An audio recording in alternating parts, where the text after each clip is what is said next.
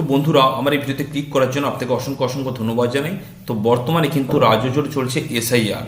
তো এসআইআর এ কিন্তু hearing notice অনেকের কিন্তু এসছে বা অনেকে আসতে পারে। তো আপনি কি করে চেক করবেন যে আপনার হিয়ারিং নোটিশ ইস্যু হয়েছে কিনা?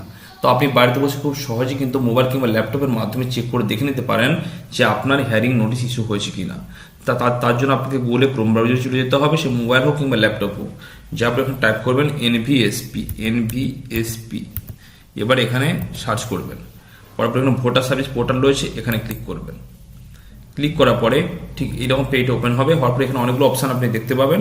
Search your name in last SIR, submit documents against notice issue, download electoral roll. তার মধ্যে আপনাকে submit documents against notice issue এর উপরে আপনাকে ক্লিক করতে হবে। ক্লিক করার পর ঠিক এরকম পেজ ওপেন হয়ে যাবে। হওয়ার পরে বন্ধুরা, এখানে আপনি আপনার ভোটার কার্ডের নাম্বার দেবেন, দেওয়ার পর সেন্ড ওটিপিতে ক্লিক করতে হবে। তো আমি আমার ভোটার কার্ডের নাম্বার দিয়ে দিচ্ছি এখানে।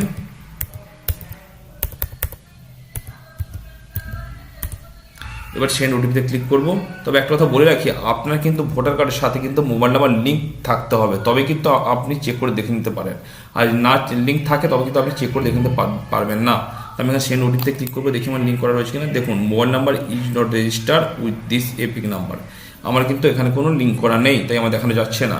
তো আপনি যদি লিঙ্ক করা থাকে, এখানে ওটিপিতে ক্লিক করার পর একটা ওটিপি যাবে, ওটিপিটা নিচে পুট করবেন। করলে কিন্তু আপনার ওই ইলেকশন আই কার্ডের যদি কোনো এসআর নোটিশ থাকে তো সেটা কিন্তু এখানে কিন্তু শো করবে। তো আপনি সেখান থেকে দেখে নিতে পারেন সমস্ত ডিটেলসগুলো। তো ভিডিওটি কেমন হলো কমেন্টে জানাতে ভুলবেন না। ভালো থাকুন, সুস্থ থাকুন।